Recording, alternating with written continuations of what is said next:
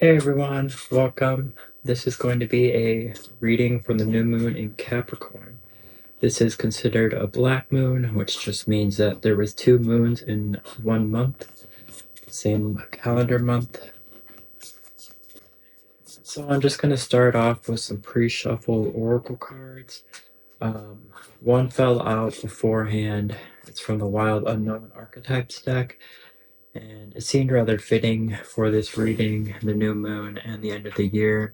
It's called Anima Mundi, and this just talks about basically collective consciousness, everything being one, how we're all interconnected. And in the dark aspect of this card, it talks about things being overwhelming and just everything kind of seeming overwhelming and like it's too much to take on, which can leave us in a state of freeze or just overwhelmed. So yeah, in the light aspect, it just talks about finding joy and attending to the details of life. And that is going to help you on your path forward. So I am going to start with a new deck I got from my mother for Christmas, which was quite surprising. I'm very grateful. She got me the Wild Unknown Tarot. So that's why I also use the Archetypes Oracle, since they're from the same author. But I have a spread I'm gonna do. It just talks about basically, a new moon theme, manifesting. Also, something to keep in mind, since this is a new moon in Capricorn, that Capricorn likes discipline and structure, and that this could be something to keep in mind going forward. So for the first spread, or first position, this is going to be what we're going to clear before starting this manifestation. So we have the 9 of Swords, which is anxieties, probably ruminating. This is actually something I was already thinking about bringing up before getting into the reading, but when we're talking about stuff we would like to clear, it's important to look at it, decide to let go of it, get rid of it, and then no longer focus on it, because when we focus on things, we just get more of that same thing. That's why like the idea of positive thinking is such a big thing, because when you think about positive things, you get more of that, and vice versa. If you think about negative things, you're just going to attract more of that. It's just about vibrating at a certain vibration. You're just going to attract more of that same vibration. So it's important to just remember that, and maybe something we want to let go of is just ruminating. I know this is something I've been struggling with myself. I've been inactive on here for like the last month or so because of personal stuff, basically just finally accepting or being at the acceptance stage of grief after like 19 months of just living in delusion, which, I mean, there's been good things that came out of that, but yeah, so it's just important to not ruminate on all the things you've lost, because that's just going to keep you in a state of depression and inability to move forward. But rather, I would focus on the lessons that could be learned from the experience, the loss, and then kind of just treating it like alchemy and transmuting that into something else beautiful in your life. I think endings obviously can be hard, but I think there's beauty in everything if you truly look for it and look for the lessons learned, even though it may be difficult. It's just that idea of alchemy. Anything could be turned into something beautiful if you figure out how to do so. So I'm going to just ask for clarity on that. Also, the Nine of Swords. This deck is this. I love the artwork on this. It's really quite unique and nice. I like it. But I'm just going to ask for clarification on anything else we need to clear.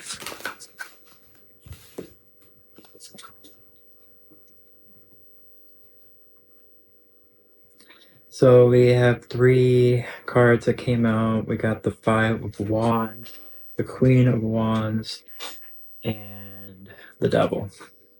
So I feel like with this is just more confirmation on ruminating and the internal battles that creates in our mind, just kind of letting go of that. And then the other thought that comes to mind with the Queen of Wands and the Devil is to not continue to be stuck and just doubting your own power and ability to do things. I think with the Devil being there, you've been kind of stuck. Just doubting yourself and what you can really do.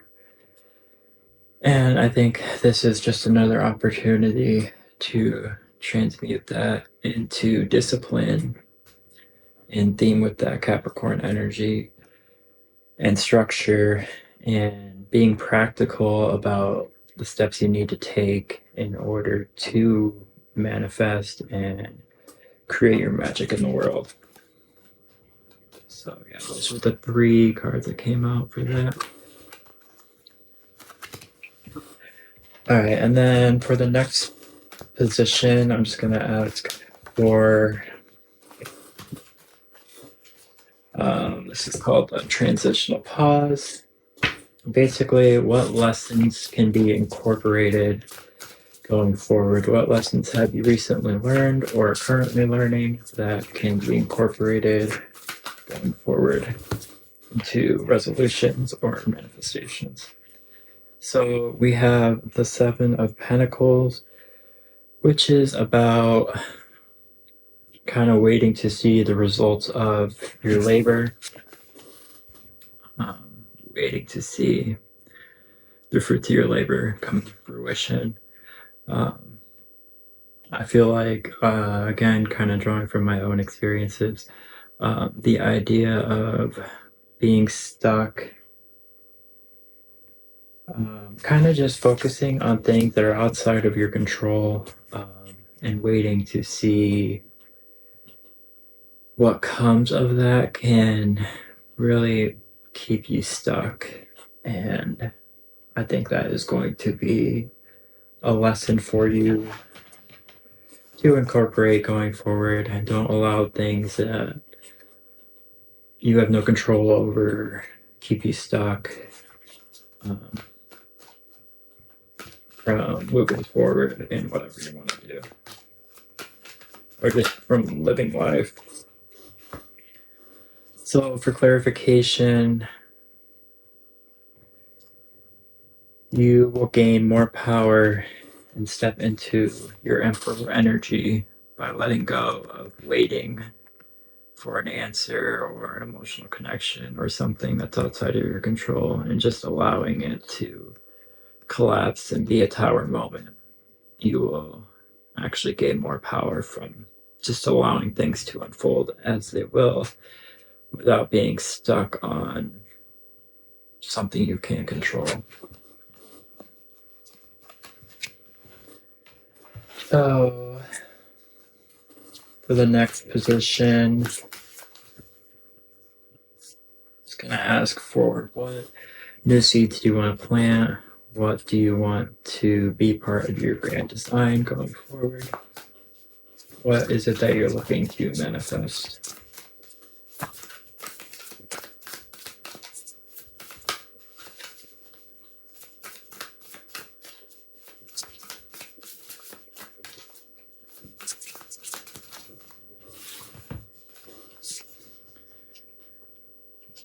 So we got the King of Swords and the Hermit. So I feel like being super disciplined and taking the lessons that you've learned and sharing that light. I think those are kind of two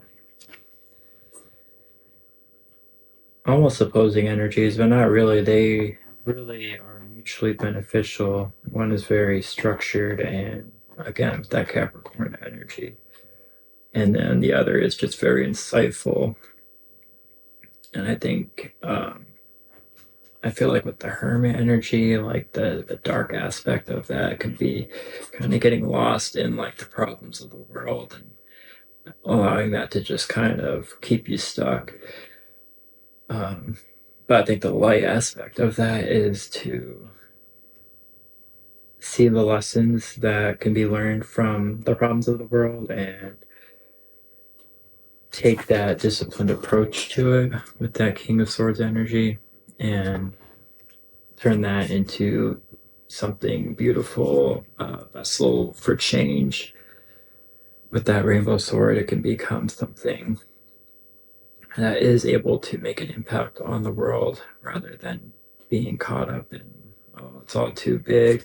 Again, this kind of goes in theme with that idea of the Anima Mundi, of just not being overwhelmed by the problems of the world, but rather focusing on what you can do to have an impact on the world positively, or whatever way you feel you can have an impact in the world.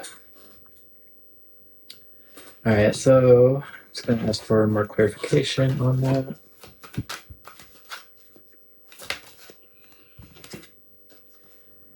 So again, collaboration.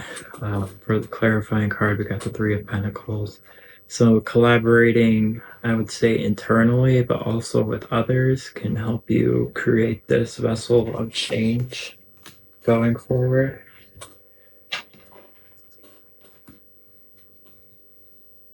All right, so for the next position, I am, if you see me keep looking at my notes, it's just the spread I have written down. I feel like I'm very good at kind of emptying my mind sometimes, a little bit too much, so I can be forgetful, but I just use it as a reminder. So if you're wondering, it's not like a cheat sheet or anything. I'm just trying to keep myself on track. So for this next position, this is talking about the light and darkness. So this is like the idea of what envy can teach us about what we want going forward, or what envy can help us understand about our own ambitions.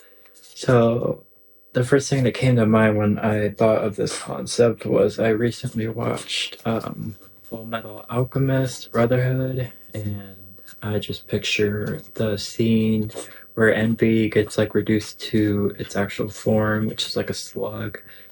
But in that scene, they come to realize that envy like went on and on about how much it hated humans, how they're insignificant, they're weak, they're just not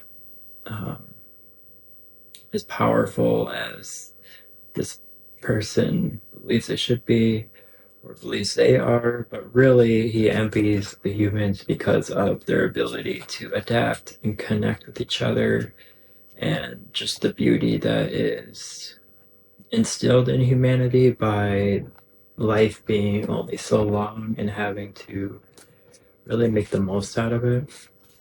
And he kind of envied their ability to collaborate and forgive.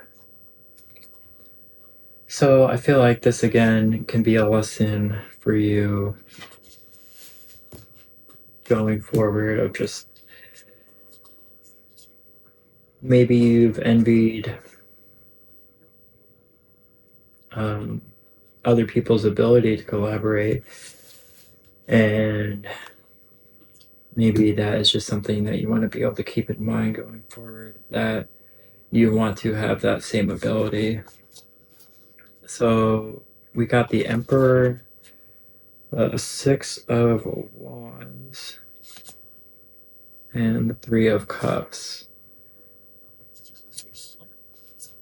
So Six of Swords, I thought this was Wands at first, but that's the middle card. And then we have the Emperor at the beginning, and then the Three of Cups. So I feel like basically this is saying that stepping into your power is going to create hope at last and lead to that collaboration that you want to have in your life, and you're going to actually be celebrating because of the collaboration that you do end up having with others. There's going to be cause for celebration. So yeah, I'm just going to go to the last position, and this talks about responsibilities and discipline. So what responsibilities and or discipline can be instilled going forward? So having that fool-like energy, being willing to try new things, being receptive to new information. I would say just being, that would be the responsibility I would say that you need to instill, is just really being super receptive to other people's ideas, thus allowing collaboration. Then what is something that requires or is going to require discipline for you? Where can you instill more discipline in your life? So we have the Seven of Swords and the Ten of Cups. So looking out for yourself, the Seven of Swords is all about like standing up for yourself, having self-interest. And then the Ten of Cups is like the happy home life, the rainbow at the end, the culmination of all your efforts.